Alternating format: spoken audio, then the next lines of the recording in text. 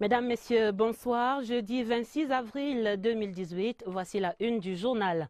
Vers de nouvelles perspectives, la coopération entre Beijing et Yaoundé marquait ce jeudi la fin de la mission de l'ambassadeur V. Venua, élevé à la distinction de grand officier de l'ordre de la valeur. C'est à voir dans ce journal. Vers une plus grande implication de la chefferie traditionnelle dans les processus de développement au Cameroun, la prescription du Premier ministre, chef du gouvernement, il présidait le conseil de cabinet ce jeudi à l'immeuble Étoile. Vers la résolution de l'affaire Mida, conformément aux prescriptions présidentielles, les pouvoirs publics préparent la réparation du préjudice subi par les victimes. À suivre dans cette édition, les détails du communiqué du ministre de la Communication qui précise les montants et les modalités de cette opération. Voilà pour les titres. Les adieux de l'ambassadeur de Chine au président de la République, son Excellence V. Venua, en fin de mission au Cameroun, étaient reçus ce jeudi au Palais de l'Unité par le chef de l'État, Paul Biya. Ultime audience et occasion pour les deux personnalités d'évoquer, pour s'en féliciter, la vitalité de la coopération entre Beijing et Yaoundé, un axe qui vient de vivre de grands moments avec la récente visite d'État du couple présidentiel Paul et Chantal Biya dans l'Empire du Milieu. Le reportage au Palais de l'Unité, Yves-Marc Modzo. Le troisième étage du Palais de l'Unité, 1 minute avant 13 h, ce jeudi 26 avril 2018. Le président de la République, Paul Biya, sur le point d'accueillir un grand ami du Cameroun, arrivé au terme de sa mission dans notre pays. Son Excellence Wei Wenya, ambassadeur de la République populaire de Chine. Merci beaucoup. Une chaleur communicative pour célébrer une amitié inoxydable. Voilà les clichés rassurants que donne à voir cette ultime rencontre entre le président Biya et son Excellence Wei Wenhua. Cette rencontre ultime se veut un moment de partage de souvenirs, de partage tout court. Séjour nous offrir. Oh, c'est beau. Un tam-tam. C'est fabriqué à l'ouest du Cameroun. En hommage à la qualité de l'axe Yaoundé-Beijing et du travail abattu par le diplomate chinois tout au long de son séjour en terre camerounaise, le président Biya va lui décerner la distinction honorifique de grand officier de l'Ordre national de la valeur. Et c'est fort de ces multiples témoignages d'estime et de gratitude que l'illustre visiteur va quitter le bureau présidentiel pour égriner avec la presse quelques temps forts de son séjour dans notre pays. Nous avons passé en revue le développement des relations sino-camerounaises et nous avons parlé aussi de la coopération entre nos deux pays. Et nous sommes tous satisfaits des fruits abondants de la coopération sino-camerounaise. Et après l'audience, Monsieur le Président m'a décoré personnellement et c'est vraiment un très grand honneur pour moi. Et surtout la récente visite du président Paul Biya en Chine, couronnée de grands succès. Jusque-là, ambassadeur de Chine dans notre pays, c'est désormais en qualité de digne ambassadeur du Cameroun à travers le monde que son Excellence Wei Wenhua va quitter le Palais de l'Unité. L'un des moments forts de cette audience accordée aux diplomates chinois par le président Paul Biya ce jeudi aura bien été la remise à son Excellence V. Venua de la distinction honorifique de grand officier de l'Ordre national de la valeur, un geste hautement apprécié par le bénéficiaire. Je vous propose de l'entendre dans cette interview avec Yves-Marc Modzo au Palais de l'Unité. Monsieur le Président, merci de m'avoir accordé un tellement grand honneur. Je me sens vraiment très touché et très honoré. Cette décoration témoigne l'importance que votre Excellence accorde aux relations sino-camerounaises et votre amitié vis-à-vis de la Chine. Cette décoration n'est pas un honneur personnel, mais un éloge du travail de l'ambassade de Chine au Cameroun. Cette décoration n'a pas fait l'honneur qu'à moi. Elle touche au fond du cœur du peuple chinois. Cette décoration donne un point final parfait à mon parcours diplomatique et je serai toujours fier d'avoir été ambassadeur de la République populaire de Chine au Cameroun. Monsieur le Président, la Chine et le Cameroun sont liés par une amitié traditionnelle profonde. La coopération sino-camerounaise correspond aux intérêts fondamentaux de nos deux peuples. Et votre récente visite en Chine a ouvert un nouveau chapitre des relations entre nos deux pays. Et j'ai plein de confiance en l'avenir des relations sino-camerounaises. Vive l'amitié sino-camerounaise. Et je forme tous mes vœux de santé et de bonheur à votre Excellence, Monsieur le Président. Merci beaucoup. Merci beaucoup. C'était la déclaration ultime de son Excellence Vevenua, fait aujourd'hui même grand officier de l'Ordre national de la valeur par le président de la République, l'ambassadeur de Chine en fin de mission, et qui s'en va. Et du Palais de l'Unité, nous allons à l'immeuble Étoile pour les résolutions du Conseil de cabinet présidé ce jeudi par le Premier ministre, chef du gouvernement. Après l'exposé du ministre de l'administration territoriale et celui du ministre des Arts et de la Culture, Philémon Yang a prescrit une plus grande implication de la chefferie traditionnelle dans les projets de développement et puis la promotion du patrimoine culturel en droite ligne avec le multiculturalisme au Cameroun en ce moment. Le compte rendu Jean-Pierre Ndjana. La chefferie traditionnelle à l'ordre du jour d'un conseil de cabinet, celui du mois d'avril, voilà qui vient rappeler à suffire toute l'importance que les pouvoirs publics accordent à cette institution. Et les chiffres parlent en sa faveur. En effet, à ce jour, le Cameroun en compte plus de 13 500 répartis en premier, deuxième et troisième degré. Une représentation spatiale qui n'a pas laissé indifférent le législateur, lui qui a expressément inscrit dans la Constitution de 1996 que la République reconnaît et protège les valeurs traditionnelles dont les chefs sont les dépositaires.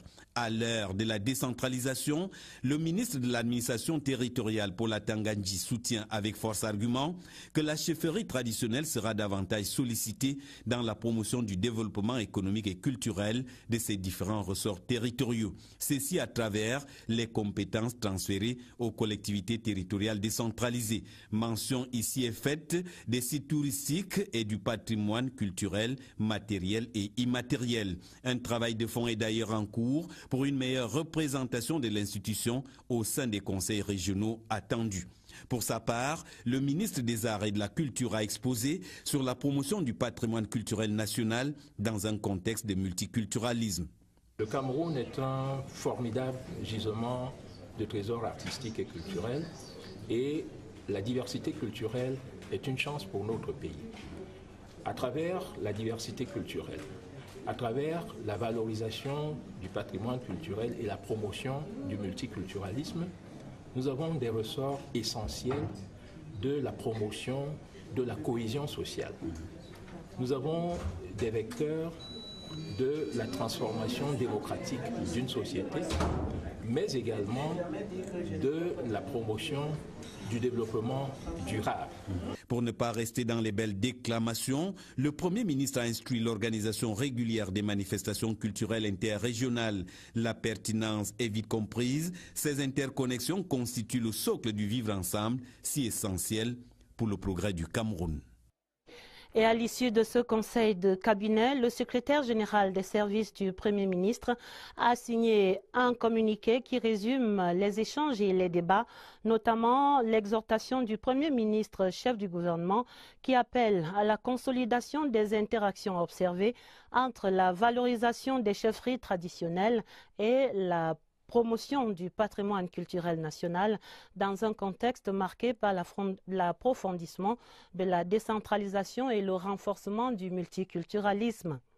Le communiqué rappelle également qu'il est attendu du ministre de l'administration territoriale et du ministre des Arts et de la Culture, chacun en ce qui le concerne, la finalisation dans les plus brefs délais du fichier actualisé des chefferies traditionnelles du Cameroun, l'accélération des préparatifs de la conférence mondiale annuelle du Conseil international des archives, conseil que le Cameroun accueille en novembre 2018, et puis l'organisation des festivals interrégionaux dans l'optique de promouvoir ce multiculturalisme.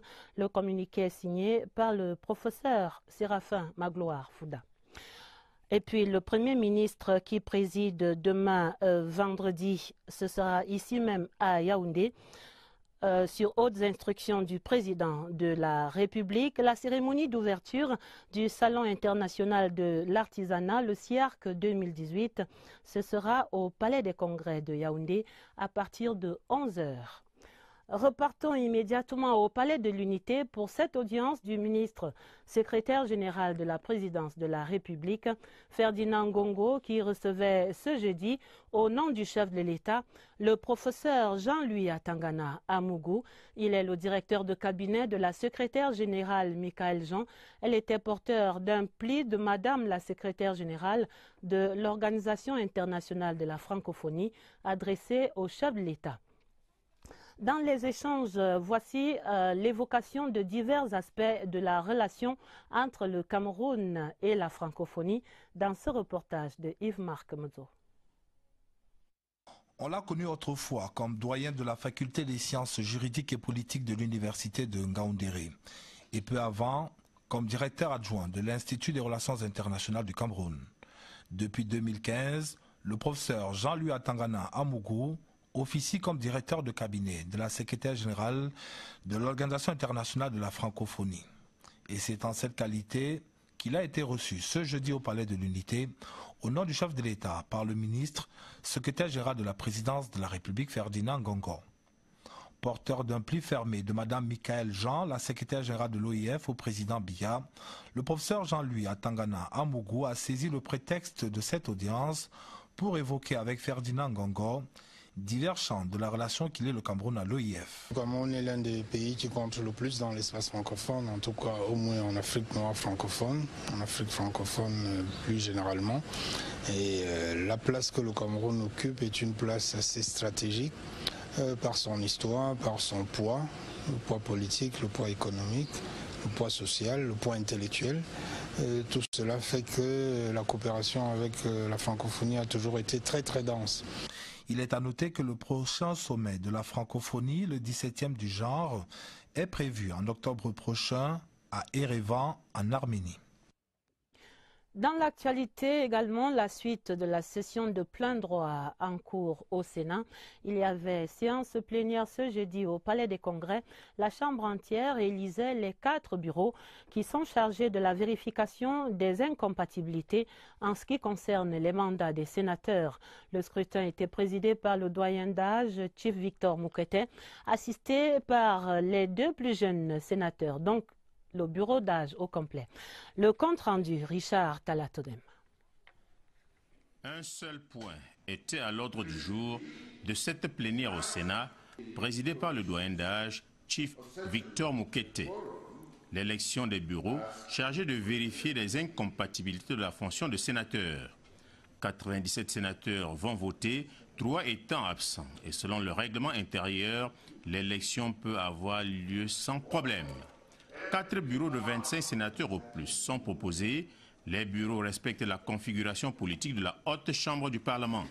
Ainsi, le bureau A aura 22 sénateurs RDPC, 2 SDF et 1 UNDP. Le bureau B, 22 sénateurs RDPC, 2 SDF et 1 UNDP. Le bureau C comptera 22 sénateurs RDPC, 2 sénateurs SDF et 1 sénateur du MDR. Le bureau D est composé de 21 sénateurs du RDPC, 1 sénateur du SDF, 1 sénateur de l'ANDP, 1 sénateur du FSNC et 1 sénateur de l'UPC. Les bulletins de vote et les enveloppes sont distribués aux sénateurs électeurs pour le vote. Les 2 scrutateurs proposés par leur parti politique et acceptés par la Chambre entière viennent du SDF et du RDPC. Le secrétaire général du Sénat Michel Mavameboutou leur donne les dernières consignes. Ils sont nouveaux dans l'exercice. Vient alors l'heure du dépouillement et des décomptes des votes. On dénombre 97 bulletins de vote. Tous acceptent les listes proposées. Les 4 bureaux vont se mettre immédiatement au travail après l'élection du président et du rapporteur de chaque bureau. Ils en ont pour quelques jours encore, alors que la loi donne au plus 10 jours aux sénateurs concernés pour se prononcer en cas d'incompatibilité. On attend le rapport à la prochaine plénière. La Commission nationale pour la promotion du bilinguisme et du multiculturalisme est de nouveau sur le terrain dans la région du Sud-Ouest. Le président de l'institution, Pete Mafani Musonge, lançait là-bas hier mercredi ce qu'il appelle la tournée d'écoute des populations. Des précisions sur cette autre mission Musonge dans la région du Sud-Ouest, retrouvons Stéphane Tala. L'ouverture du tour d'écoute a permis aux membres de la Commission nationale pour la promotion du bilinguisme et du multiculturalisme de recueillir les propositions des Camerounais du Sud-Ouest pour le maintien de la paix et la consolidation du vivre ensemble. Les échanges tenus dans la salle des actes de la commune de Boya ont mobilisé les représentants des groupes socio-professionnels, chefs traditionnels et autres forces vives de la région. La séance a été magnifique, beaucoup de franchise, même la parole. Ils ont parlé de l'unité, ils ont parlé de vivre ensemble, ils ont parlé de l'éducation, ils ont parlé de la nécessité de dialogue. Et je les ai rassurés que tout ce qu'ils ont dit, nous allons transmettre ça aux gens de la République. En condamnant les atrocités relatives à la crise sociopolitique, le président de la commission a lancé un appel aux populations. Que la population continue à rester dans le calme et dans la paix. Ce que nous apprécions beaucoup, c'est que les autorités administratives et les forces de défense font pour assurer la sécurité de nos populations. Les débriefings et séances de travail avec certains groupes et personnalités vont meubler la suite de cette première séance de dialogue de 3 jours des membres de la Commission nationale pour la promotion du bilinguisme et le multiculturalisme qu'accompagne le gouverneur du Sud-Ouest Bernard Okalia Bilay. Après Boya, le tour d'écoute va se poursuivre dans les autres régions du Cameroun. Une mission qui tombe plutôt à point nommé dans cette région du Sud-Ouest, plombée par l'émotion et la consternation depuis hier mercredi, notamment la ville de Kumba où les habitants sont dans le deuil après l'assassinat de Achou Thomas Kongor. C'est le surveillant général du lycée de Kosala, assassiné dans son établissement et depuis lors, son domicile ne désemplit plus. Retrouvons Augustin Guizana pour les échos de ce deuil à Kumba. Au domicile du surveillant général du lycée bilingue de Kosala, abattu dans son établissement par des terroristes, les habitants accourent de toutes parts afin de réconforter la famille si durement éprouvée. Monsieur Achou Thomas Kongor, professeur de mathématiques de formation, était en service dans cet établissement depuis 2010. Il laisse derrière lui une veuve et 5 enfants.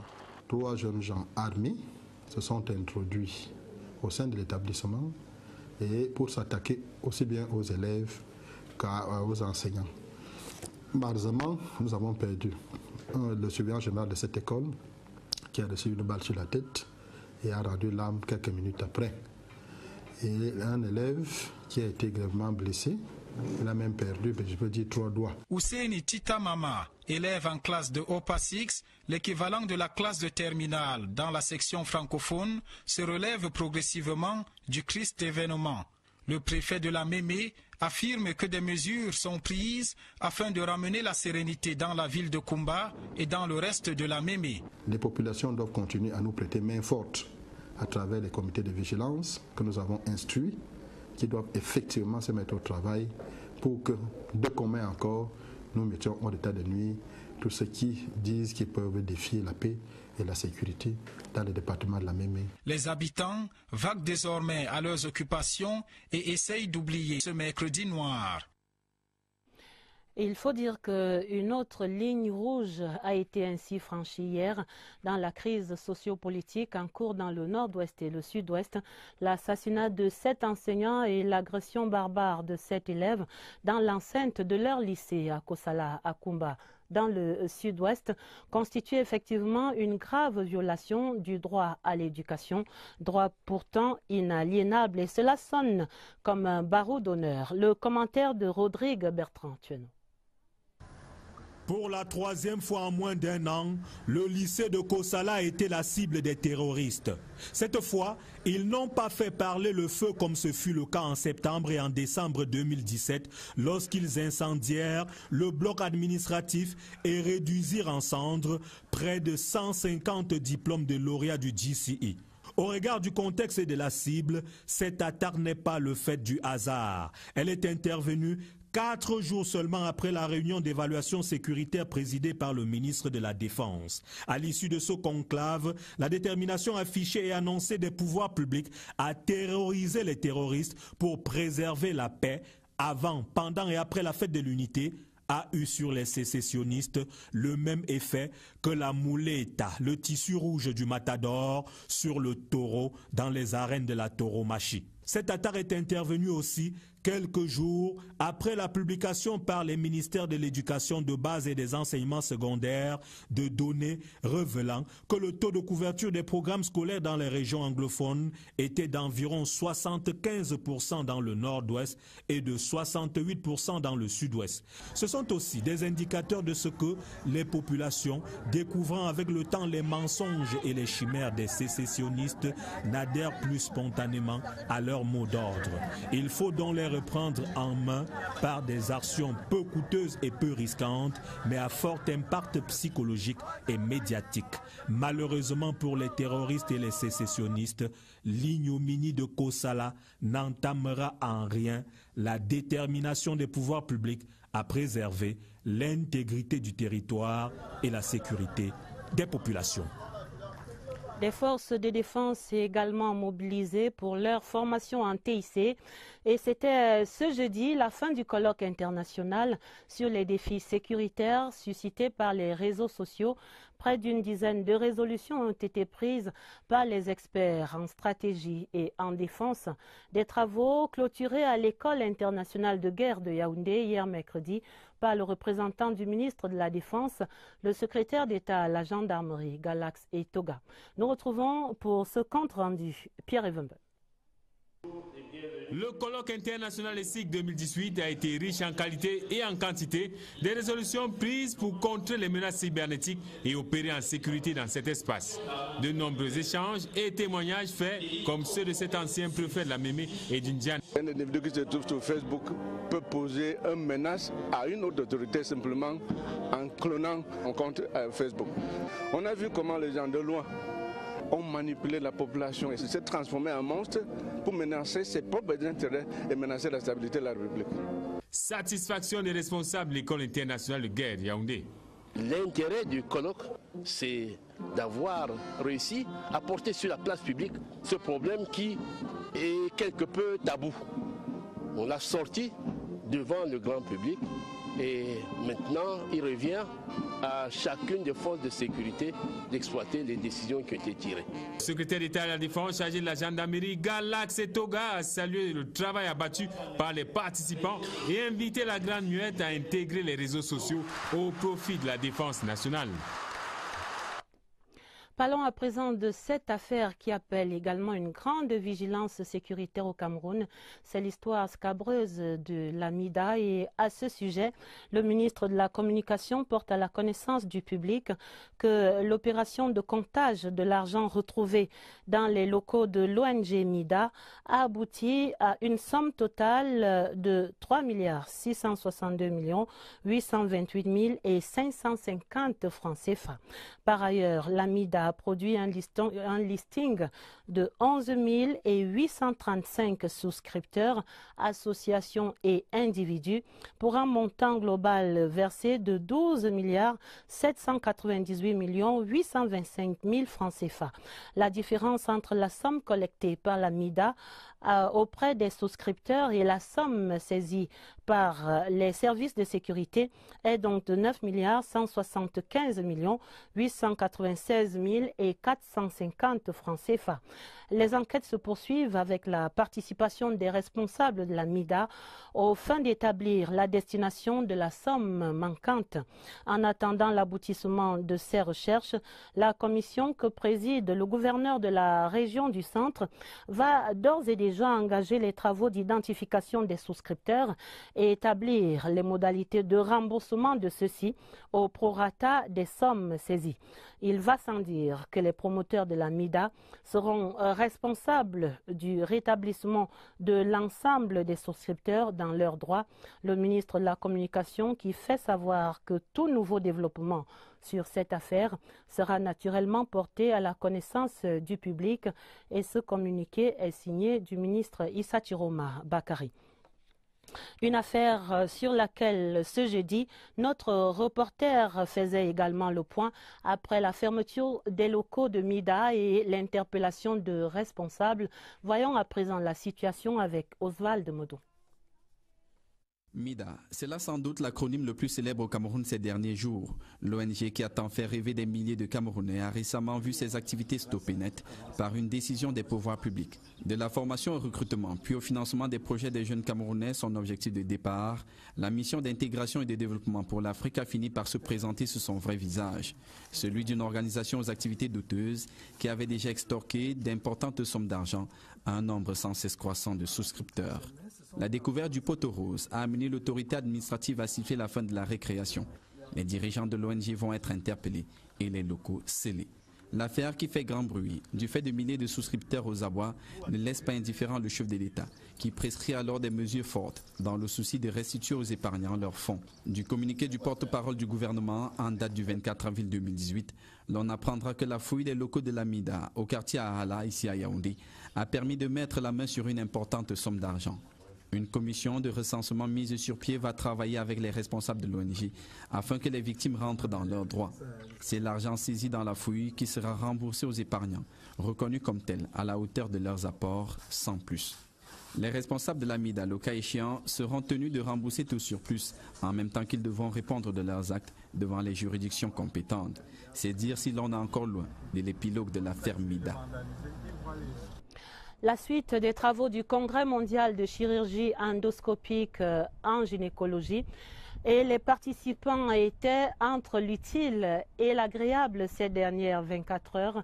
En marge de ces travaux et des séances pratiques de chirurgie, ils prenaient en effet part à une soirée culturelle avec exhibition des danses des différentes aires culturelles du Cameroun et puis l'hommage rendu également à 2 monuments de cette spécialité de la chirurgie. Joseph Clément Ongba.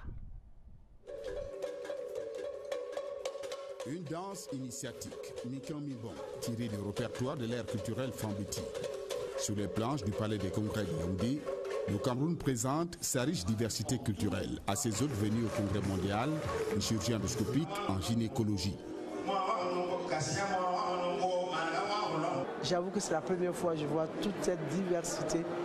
J'en suis profondément ému. Et les danseurs, les danseuses, les percussions, c'est quelque chose qu'on ne voit pas chez nous et chaque fois, moi je trouve ça magnifique. Le secrétaire d'État à la santé publique, Ali Mayatou, représentant son ministre, les dames du Cercle des Amis du Cameroun, des invités spéciaux et autres participants au Congrès mondial admirent l'Afrique en miniature. La finesse du son soudano-sahélien, l'assurance du groupe Oku Juju Dance du Nord-Ouest dans le Grassfield, ou encore les COE exécutés par le groupe Minibantou. Les COE exécutés par le groupe Minibantou pour l'ère culturelle Sawa. Dans ces passages, Rosine Nguele immortalise la voix d'or Anne-Marie Nzi. Mais la soirée culturelle est aussi une soirée d'hommage. Hommage à Ornella Sizi et au professeur Maurice-Antoine Brouillat. C'était très émouvant et d'autant plus que c'était lié après à tous ces groupes des différentes régions du Cameroun qui étaient très intéressants. Et on était très émus tous les deux de voir que notre père était toujours salué pour ce qu'il a fait pour le Cameroun et pour l'Afrique et pour la médecine en général. La chorale de Grasser, le Théâtre national et le Ballet national ont démontré que le Cameroun n'était pas seulement le pays des lions indomptables. D'autres spécialistes en santé tiennent les journées de radiologie d'Afrique francophone. La rencontre se tient à Douala et elle est couplée au 10e congrès de la Société camerounaise de radiologie et d'imagerie médicale. Retrouvons à Douala Marcel et Kassibilé sur les enjeux de cette rencontre. Développer une nouvelle vision de la radiologie en Afrique francophone.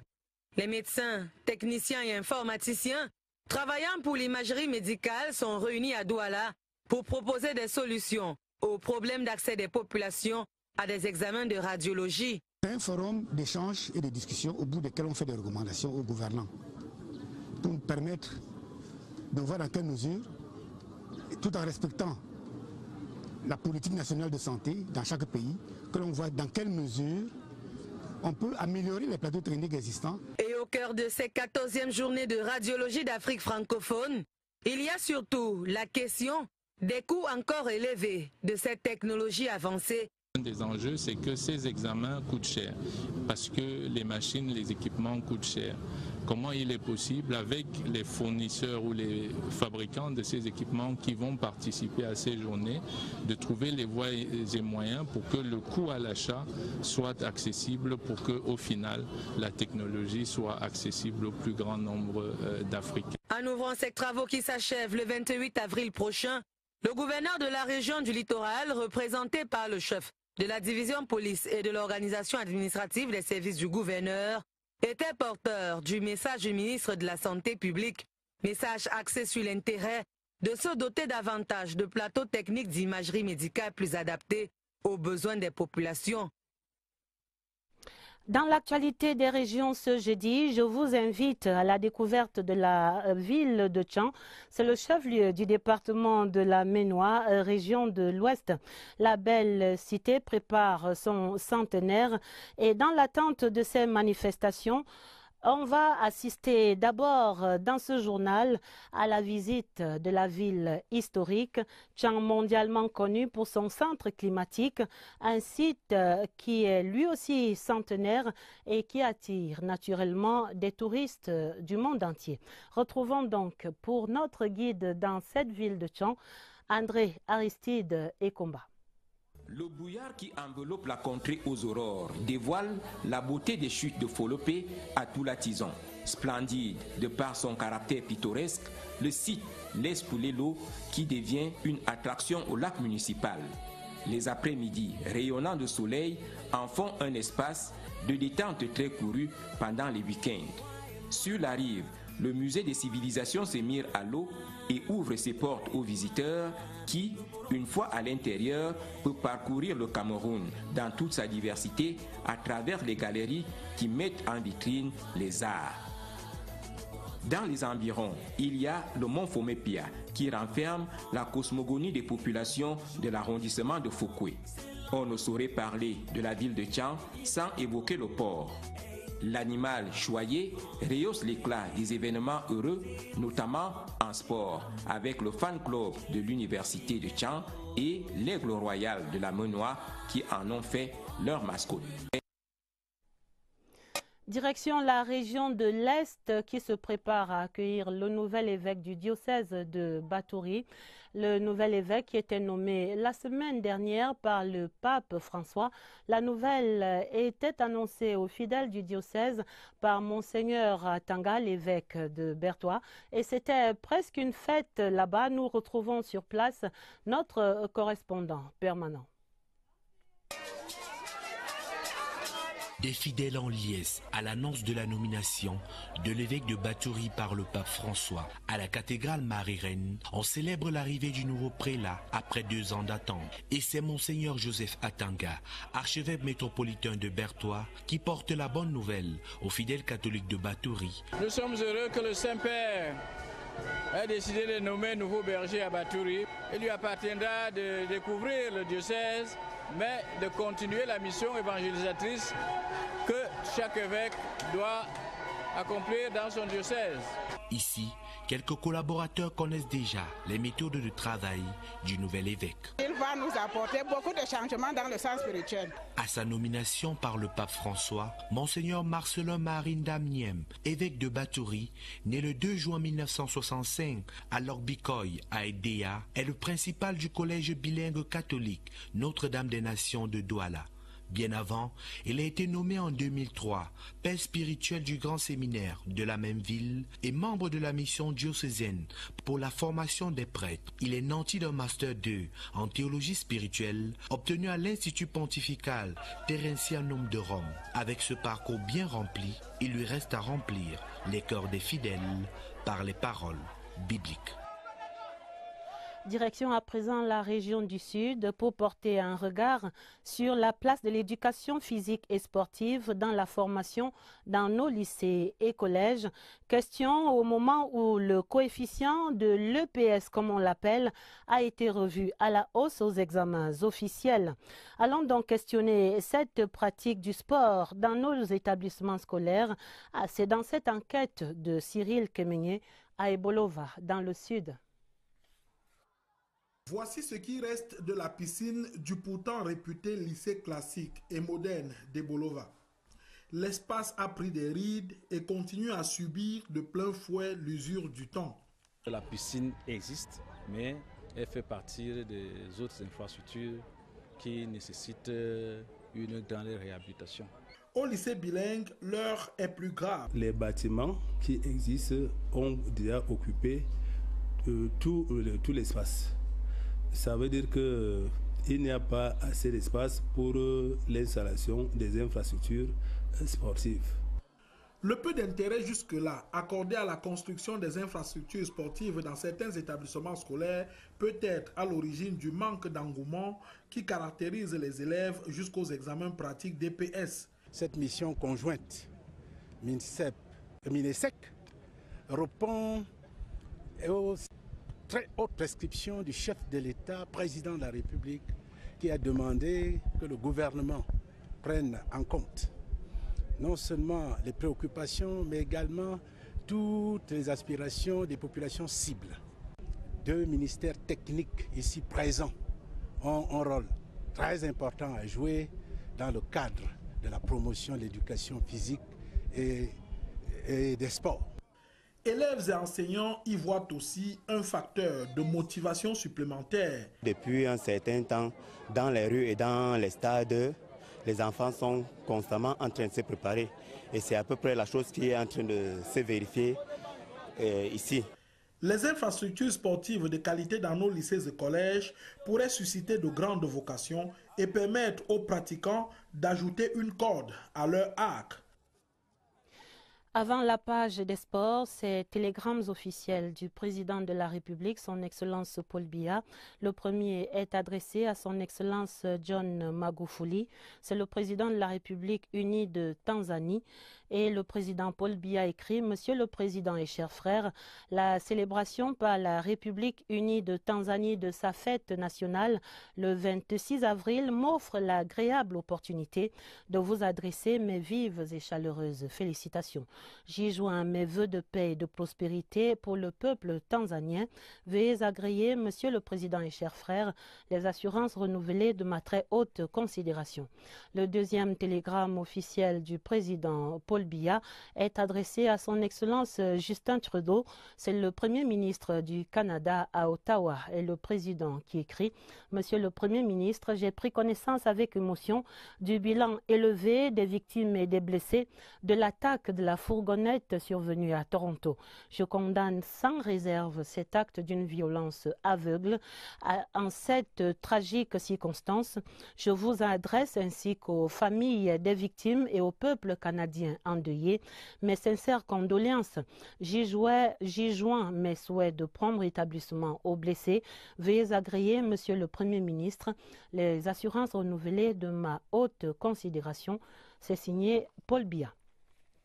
La page des sports et cette alliance entre le Comité national olympique et sportif du Cameroun et la CRTV, les deux instances désormais liées par une convention de partenariat. L'accord vise la promotion du sport et des valeurs olympiques Et c'était le colonel Ahmad Kalkaba Malboum, le président du comité d'un côté, et Charles Ndongo, le directeur général de la CRTV, qui ont scellé ce jeudi même ce partenariat au siège du comité national olympique à Yaoundé. Le compte rendu de Jean Cyriac Bessé. Charles Ndongo au siège du comité national olympique et sportif du Cameroun. Le directeur général de la CRTV est venu signer une convention de partenariat qui lie désormais la structure qu'il dirige au CNOSC. Nous attendons de la CRTV un accompagnement dans le cadre du déploiement de nos activités au plan de la compétition, au plan de l'éducation. Le Comité national olympique et sportif du Cameroun sollicite le soutien de la Cameroun Radio Television pour mieux assurer la promotion de l'idéal olympique, l'une de ses principales missions. Le mariage scellé ce jour s'annonce bénéfique pour les deux institutions. Le sport attire tant et tant de monde et nous sommes demandeurs de public, nous sommes demandeurs et de téléspectateurs et d'auditeurs. On est heureux que le président ait pensé à nous donner un plus. En guise de cadeau, le patron de la CRTV a reçu des mains du colonel Ahmad Kalkaba Malboum un pins du comité et un sac contenant des équipements sportifs. La cérémonie de signature de la convention de partenariat CNOSC-CRTV s'est déroulée en présence de Issa Ayatou et Albert Roger Mila, deux icônes du mouvement sportif national.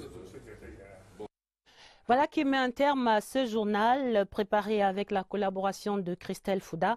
Vous aurez d'autres informations à minuit avec Nicole Doudou et Baldwin Sama. Immédiatement sur cette antenne, ce sera Espace Politique. D'avance, un très bon week-end. Vous serez en compagnie à partir de demain et jusqu'à dimanche aux 20h30 avec Karine Olive Yabit. Ce journal et toutes les éditions d'information de CRTV News sont disponibles sur notre site internet à l'adresse www.crtv.cm. Excellent week-end donc et à lundi 20h30.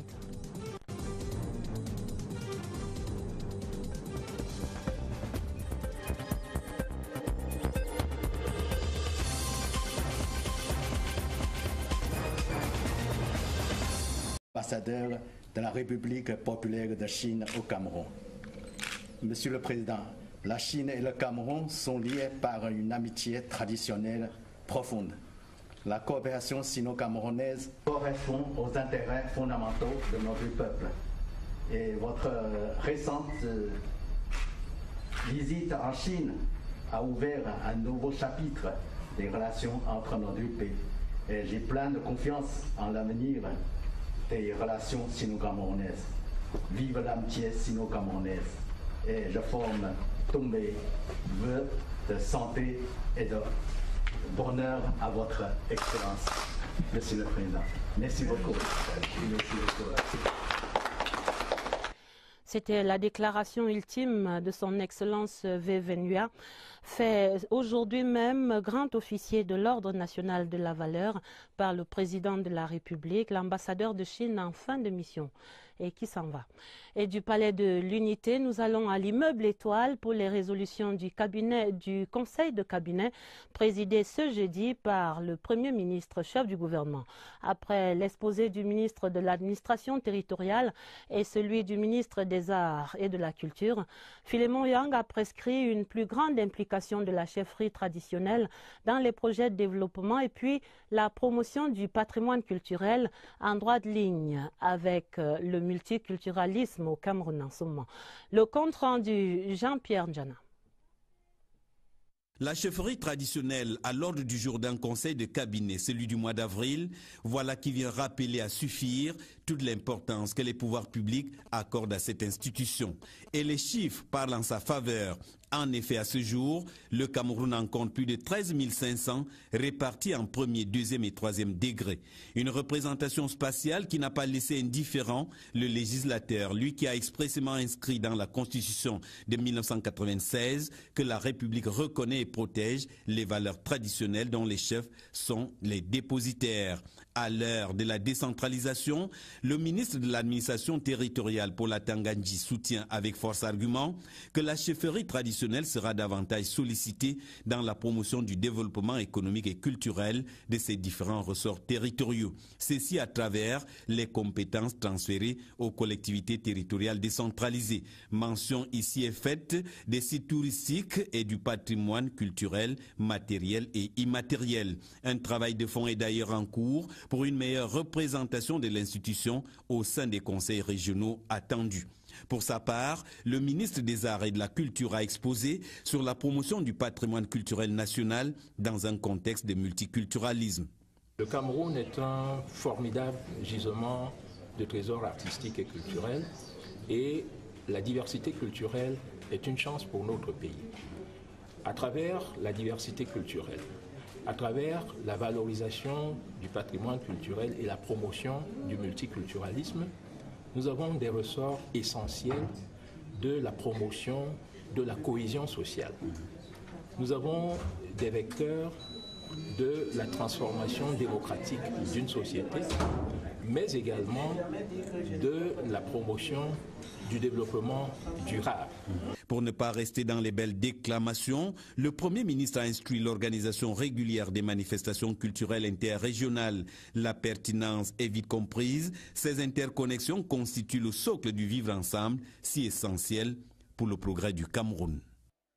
Et à l'issue de ce conseil de cabinet, le secrétaire général des services du Premier ministre a signé un communiqué qui résume les échanges et les débats, notamment l'exhortation du Premier ministre, chef du gouvernement, qui appelle à la consolidation des interactions observées entre la valorisation des chefferies traditionnelles et la promotion du patrimoine culturel national dans un contexte marqué par l'approfondissement de la décentralisation et le renforcement du multiculturalisme. Le communiqué rappelle également qu'il est attendu du ministre de l'administration territoriale et du ministre des Arts et de la Culture, chacun en ce qui le concerne, la finalisation dans les plus brefs délais du fichier actualisé des chefferies traditionnelles du Cameroun, l'accélération des préparatifs de la conférence mondiale annuelle du Conseil international des archives, conseil que le Cameroun accueille en novembre 2018, et puis l'organisation des festivals interrégionaux dans l'optique de promouvoir ce multiculturalisme. Le communiqué est signé par le professeur Séraphin Magloire Fouda. Et puis le Premier ministre qui préside demain vendredi, ce sera ici même à Yaoundé, sur hautes instructions du président de la République, la cérémonie d'ouverture du Salon international de l'artisanat, le CIARC 2018, ce sera au Palais des Congrès de Yaoundé à partir de 11 h. Repartons immédiatement au Palais de l'Unité pour cette audience du ministre secrétaire général de la présidence de la République, Ferdinand Ngongo, qui recevait ce jeudi, au nom du chef de l'État, le professeur Jean-Louis Atangana Amougou. Il est le directeur de cabinet de la secrétaire générale Michaël Jean. Elle était porteur d'un pli de Madame la secrétaire générale de l'Organisation internationale de la francophonie, adressé au chef de l'État. Dans les échanges, voici l'évocation de divers aspects de la relation entre le Cameroun et la francophonie dans ce reportage de Yves-Marc Mozo. On l'a connu autrefois comme doyen de la faculté des sciences juridiques et politiques de l'université de Ngaoundéré et peu avant comme directeur adjoint de l'Institut des relations internationales du Cameroun. Depuis 2015, le professeur Jean-Louis Atangana Amougou officie comme directeur de cabinet de la secrétaire générale de l'Organisation internationale de la francophonie. Et c'est en cette qualité qu'il a été reçu ce jeudi au Palais de l'Unité au nom du chef de l'État par le ministre, secrétaire général de la présidence de la République Ferdinand Ngongo. Porteur d'un pli fermé de Mme Michaël Jean, la secrétaire générale de l'OIF au président Biya, le professeur Jean-Louis Atangana Amougou a saisi le prétexte de cette audience pour évoquer avec Ferdinand Ngongo divers champs de la relation qu'il est le Cameroun à l'OIF. Le Cameroun est l'un des pays qui compte le plus dans l'espace francophone, en tout cas au moins en Afrique noire francophone, en Afrique francophone plus généralement. Et la place que le Cameroun occupe est une place assez stratégique par son histoire, par son poids, le poids politique, le poids économique, le poids social, le poids intellectuel. Tout cela fait que la coopération avec la francophonie a toujours été très très dense. Il est à noter que le prochain sommet de la francophonie, le 17e du genre, est prévu en octobre prochain à Erevan, en Arménie. Dans l'actualité également, la suite de la session de plein droit en cours au Sénat. Il y avait séance plénière ce jeudi au Palais des Congrès. La Chambre entière élisait les 4 bureaux qui sont chargés de la vérification des incompatibilités en ce qui concerne les mandats des sénateurs. Le scrutin était présidé par le doyen d'âge, Chief Victor Moukete, assisté par les 2 plus jeunes sénateurs, donc le bureau d'âge au complet. Le compte rendu, Richard Talatodem. Un seul point était à l'ordre du jour de cette plénière au Sénat, présidée par le doyen d'âge, Chief Victor Moukete. L'élection des bureaux chargés de vérifier les incompatibilités de la fonction de sénateur. 97 sénateurs vont voter, 3 étant absents. Et selon le règlement intérieur, l'élection peut avoir lieu sans problème. 4 bureaux de 25 sénateurs au plus sont proposés. Les bureaux respectent la configuration politique de la haute chambre du Parlement. Ainsi, le bureau A aura 22 sénateurs RDPC, 2 SDF et 1 UNDP. Le bureau B, 22 sénateurs RDPC, 2 SDF et 1 UNDP. Le bureau C comptera 22 sénateurs RDPC, 2 sénateurs SDF et 1 sénateur du MDR. Le bureau D est composé de 21 sénateurs du RDPC, 1 sénateur du SDF, 1 sénateur de l'ANDP, 1 sénateur du FSNC et 1 sénateur de l'UPC. Les bulletins de vote et les enveloppes sont distribués aux sénateurs électeurs pour le vote. Les 2 scrutateurs proposés par leur parti politique et acceptés par la Chambre entière viennent du SDF et du RDPC. Le secrétaire général du Sénat, Michel Mvahameboutou, leur donne les dernières consignes. Ils sont nouveaux dans l'exercice. Vient alors l'heure du dépouillement et des décomptes des votes. On dénombre 97 bulletins de vote. Tous acceptent les listes proposées. Les 4 bureaux vont se mettre immédiatement au travail après l'élection du président et du rapporteur de chaque bureau. Ils en ont pour quelques jours encore, alors que la loi donne au plus 10 jours aux sénateurs concernés pour se prononcer en cas d'incompatibilité. On attend le rapport à la prochaine plénière. La Commission nationale pour la promotion du bilinguisme et du multiculturalisme est de nouveau sur le terrain dans la région du Sud-Ouest. Le président de l'institution, Pete Mafani Moussongue, lançait là-bas hier mercredi ce qu'il appelle la tournée d'écoute des populations. Des précisions sur cette autre mission Moussongue dans la région du Sud-Ouest, retrouvons Stéphane Tala. L'ouverture du tour d'écoute a permis aux membres de la Commission nationale pour la promotion du bilinguisme et du multiculturalisme de recueillir les propositions des Camerounais du Sud-Ouest pour le maintien de la paix et la consolidation du vivre ensemble. Les échanges tenus dans la salle des actes de la commune de Boya ont mobilisé les représentants des groupes socio-professionnels, chefs traditionnels et autres forces vives de la région. La séance a été magnifique, beaucoup de franchise dans la parole. Ils ont parlé de l'unité, ils ont parlé de vivre ensemble, ils ont parlé de l'éducation, ils ont parlé de la nécessité de dialogue et je les ai rassurés. Les réseaux sociaux, près d'une dizaine de résolutions ont été prises par les experts en stratégie et en défense. Des travaux clôturés à l'École internationale de guerre de Yaoundé hier mercredi par le représentant du ministre de la Défense, le secrétaire d'État à la gendarmerie, Galax et Toga. Nous retrouvons pour ce compte rendu Pierre Evembe.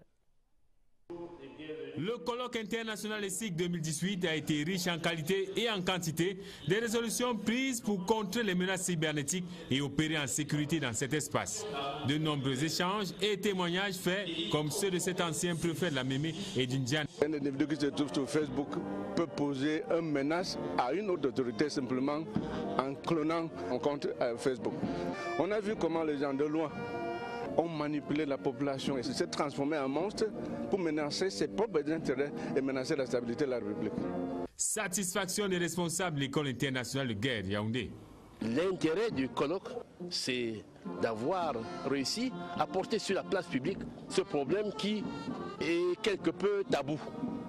On l'a sorti devant le grand public et maintenant il revient à chacune des forces de sécurité d'exploiter les décisions qui ont été tirées. Le secrétaire d'État à la Défense chargé de la gendarmerie Galax Toga a salué le travail abattu par les participants et invité la Grande Muette à intégrer les réseaux sociaux au profit de la défense nationale. Parlons à présent de cette affaire qui appelle également une grande vigilance sécuritaire au Cameroun. C'est l'histoire scabreuse de la MIDA et à ce sujet, le ministre de la Communication porte à la connaissance du public que l'opération de comptage de l'argent retrouvé dans les locaux de l'ONG MIDA a abouti à une somme totale de 3 662 828 550 francs CFA. Par ailleurs, la MIDA a produit un listing de 11 835 souscripteurs, associations et individus pour un montant global versé de 12 798 825 000 francs CFA. La différence entre la somme collectée par la MIDA auprès des souscripteurs et la somme saisie par les services de sécurité est donc de 9 175 896 450 francs CFA. Les enquêtes se poursuivent avec la participation des responsables de la MIDA aux fins d'établir la destination de la somme manquante. En attendant l'aboutissement de ces recherches, la commission que préside le gouverneur de la région du Centre va d'ores et déjà engager les travaux d'identification des souscripteurs et établir les modalités de remboursement de ceux-ci au prorata des sommes saisies. Il va sans dire que les promoteurs de la MIDA seront responsables du rétablissement de l'ensemble des souscripteurs dans leurs droits. Le ministre de la Communication qui fait savoir que tout nouveau développement sur cette affaire sera naturellement porté à la connaissance du public et ce communiqué est signé du ministre Issa Chiroma Bakari. Une affaire sur laquelle ce jeudi, notre reporter faisait également le point après la fermeture des locaux de MIDA et l'interpellation de responsables. Voyons à présent la situation avec Oswald Modou. MIDA, c'est là sans doute l'acronyme le plus célèbre au Cameroun ces derniers jours. L'ONG qui a tant fait rêver des milliers de Camerounais a récemment vu ses activités stoppées net par une décision des pouvoirs publics. De la formation au recrutement, puis au financement des projets des jeunes Camerounais, son objectif de départ, la mission d'intégration et de développement pour l'Afrique a fini par se présenter sous son vrai visage. Celui d'une organisation aux activités douteuses qui avait déjà extorqué d'importantes sommes d'argent à un nombre sans cesse croissant de souscripteurs. La découverte du poteau rose a amené l'autorité administrative à siffler la fin de la récréation. Les dirigeants de l'ONG vont être interpellés et les locaux scellés. L'affaire qui fait grand bruit, du fait de milliers de souscripteurs aux abois, ne laisse pas indifférent le chef de l'État, qui prescrit alors des mesures fortes dans le souci de restituer aux épargnants leurs fonds. Du communiqué du porte-parole du gouvernement en date du 24 avril 2018, l'on apprendra que la fouille des locaux de la MIDA au quartier Ahala, ici à Yaoundé, a permis de mettre la main sur une importante somme d'argent. Une commission de recensement mise sur pied va travailler avec les responsables de l'ONG afin que les victimes rentrent dans leurs droits. C'est l'argent saisi dans la fouille qui sera remboursé aux épargnants, reconnus comme tels à la hauteur de leurs apports, sans plus. Les responsables de la MIDA, le cas échéant, seront tenus de rembourser tout surplus, en même temps qu'ils devront répondre de leurs actes devant les juridictions compétentes. C'est dire si l'on est encore loin de l'épilogue de l'affaire MIDA. La suite des travaux du Congrès mondial de chirurgie endoscopique en gynécologie et les participants étaient entre l'utile et l'agréable ces dernières 24 heures. En marge de ces travaux et des séances pratiques de chirurgie, ils prenaient en effet part à une soirée culturelle avec exhibition des danses des différentes aires culturelles du Cameroun et puis l'hommage rendu également.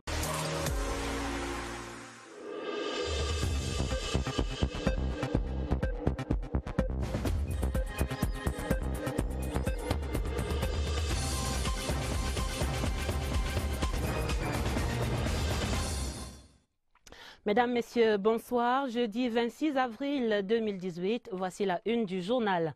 Vers de nouvelles perspectives, la coopération entre Beijing et Yaoundé marquait ce jeudi la fin de la mission de l'ambassadeur V. Venua, élevé à la distinction de grand officier de l'ordre de la valeur. C'est à voir dans ce journal.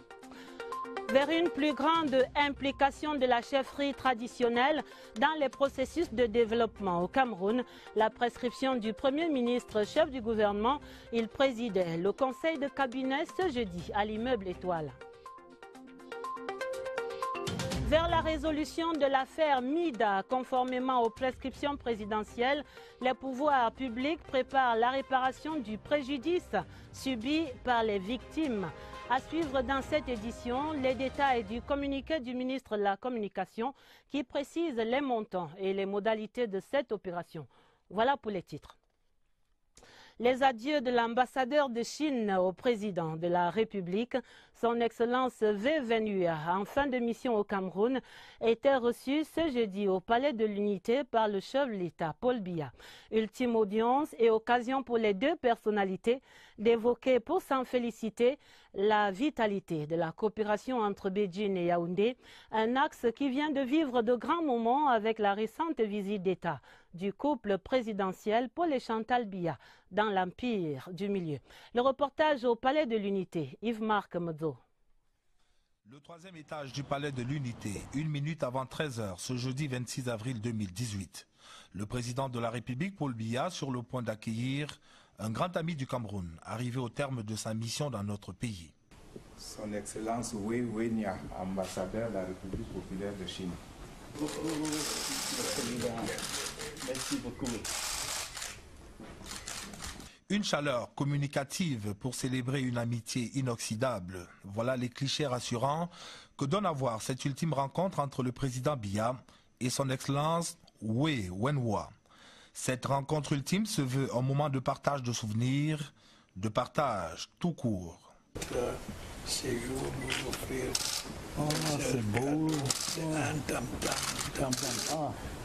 C'est fabriqué à l'ouest du Cameroun. En hommage à la qualité de l'axe Yaoundé-Beijing et du travail abattu par le diplomate chinois tout au long de son séjour en terre camerounaise, le président Biya va lui décerner la distinction honorifique de grand officier de l'Ordre national de la valeur. Et c'est fort de ces multiples témoignages d'estime et de gratitude que l'illustre visiteur va quitter le bureau présidentiel pour égriner avec la presse quelques temps forts de son séjour dans notre pays. Nous avons passé en revue le développement des relations sino-camerounaises et nous avons parlé aussi de la coopération entre nos deux pays. Et nous sommes tous satisfaits des fruits abondants de la coopération sino-camerounaise. Et après l'audience, Monsieur le Président m'a décoré personnellement et c'est vraiment un très grand honneur pour moi. Et surtout la récente visite du président Paul Biya en Chine, couronnée de grands succès. Jusque-là, ambassadeur de Chine dans notre pays, c'est désormais en qualité de 10 ambassadeurs du Cameroun à travers le monde que son Excellence Wei Wenhua va quitter le Palais de l'Unité. L'un des moments forts de cette audience accordée aux diplomates chinois par le président Paul Biya ce jeudi aura bien été la remise à son Excellence V. Venua de la distinction honorifique de grand officier de l'Ordre national de la valeur, un geste hautement apprécié par le bénéficiaire. Je vous propose de l'entendre dans cette interview avec Yves-Marc Modzo au Palais de l'Unité. Monsieur le Président, merci de m'avoir accordé un tellement grand honneur. Je me sens vraiment très touché et très honoré. Cette décoration témoigne l'importance que votre Excellence accorde aux relations sino-camerounaises et votre amitié vis-à-vis de la Chine. Cette décoration n'est pas un honneur personnel, mais un éloge du travail de l'ambassade de Chine au Cameroun. Cette décoration n'a pas fait l'honneur qu'à moi. Elle touche au fond du cœur du peuple chinois. Cette décoration donne un point final parfait à mon parcours diplomatique. Et je serai toujours fier d'avoir été Ce qu'ils ont dit, nous allons transmettre ça aux gens de la République. En condamnant les atrocités relatives à la crise sociopolitique, le président de la commission a lancé un appel aux populations. Que la population continue à rester dans le calme et dans la paix. Ce que nous apprécions beaucoup, c'est que les autorités administratives et les forces de défense font pour assurer la sécurité de nos populations. Les débriefings et séances de travail avec certains groupes et personnalités vont meubler la suite de cette première séance de dialogue de 3 jours des membres de la Commission nationale pour la promotion du bilinguisme et le multiculturalisme qu'accompagne le gouverneur du Sud-Ouest Bernard Okalia Bilaye. Après Boya, le tour d'écoute va se poursuivre dans les autres régions du Cameroun. Une mission qui tombe plutôt à point nommé dans cette région du Sud-Ouest, plombée par l'émotion et la consternation depuis hier mercredi, notamment la ville de Kumba où les habitants sont dans le deuil après l'assassinat de Ashou Thomas Kongor. C'est le surveillant général du lycée de Kosala, assassiné dans son établissement et depuis lors, son domicile ne désemplit plus. Retrouvons Augustin Guizana pour les échos de ce deuil à Kumba. Au domicile du surveillant général du lycée bilingue de Kosala, abattu dans son établissement par des terroristes, les habitants accourent de toutes parts afin de réconforter la famille si durement éprouvée. Monsieur Ashou Thomas Kongor, professeur de mathématiques de formation, était en service dans cet établissement depuis 2010. Il laisse derrière lui une veuve et 5 enfants. 3 jeunes gens armés se sont introduits au sein de l'établissement et pour s'attaquer aussi bien aux élèves qu'aux enseignants. Malheureusement, nous avons perdu le surveillant général de cette école qui a reçu une balle sur la tête et a rendu l'âme quelques minutes après. Et un élève qui a été gravement blessé, il a même perdu, je peux dire, 3 doigts. Ousseini Tita Mama, élève en classe de OPA 6, l'équivalent de la classe de terminale dans la section francophone, se relève progressivement du triste événement. Le préfet de la Mémé affirme que des mesures sont prises afin de ramener la sérénité dans la ville de Kumba et dans le reste de la Mémé. Les populations doivent continuer à nous prêter main forte à travers les comités de vigilance que nous avons instruits, qui doivent effectivement se mettre au travail pour que, de commun encore, nous mettions hors d'état de nuire tous ceux qui disent qu'ils peuvent défier la paix et la sécurité dans le département de la Mémé. Les habitants vaquent désormais à leurs occupations et essayent d'oublier ce mercredi noir. Il faut dire qu'une autre ligne rouge a été ainsi franchie hier dans la crise sociopolitique en cours dans le nord-ouest et le sud-ouest. L'assassinat de 7 enseignants et l'agression barbare de 7 élèves dans l'enceinte de leur lycée à Kosala, à Kumba, dans le sud-ouest, constitue effectivement une grave violation du droit à l'éducation, droit pourtant inaliénable. Et cela sonne comme un barreau d'honneur. Le commentaire de Rodrigue Bertrand Tueno. Pour la 3e fois en moins d'1 an, le lycée de Kosala a été la cible des terroristes. Cette fois, ils n'ont pas fait parler le feu comme ce fut le cas en septembre et en décembre 2017 lorsqu'ils incendièrent le bloc administratif et réduisirent en cendres près de 150 diplômes de lauréats du GCE. Au regard du contexte et de la cible, cette attaque n'est pas le fait du hasard. Elle est intervenue 4 jours seulement après la réunion d'évaluation sécuritaire présidée par le ministre de la Défense. À l'issue de ce conclave, la détermination affichée et annoncée des pouvoirs publics à terroriser les terroristes pour préserver la paix avant, pendant et après la fête de l'unité a eu sur les sécessionnistes le même effet que la muleta, le tissu rouge du matador, sur le taureau dans les arènes de la tauromachie. Cette attaque est intervenue aussi Quelques jours après la publication par les ministères de l'Éducation de base et des enseignements secondaires de données révélant que le taux de couverture des programmes scolaires dans les régions anglophones était d'environ 75% dans le nord-ouest et de 68% dans le sud-ouest. Ce sont aussi des indicateurs de ce que les populations, découvrant avec le temps les mensonges et les chimères des sécessionnistes,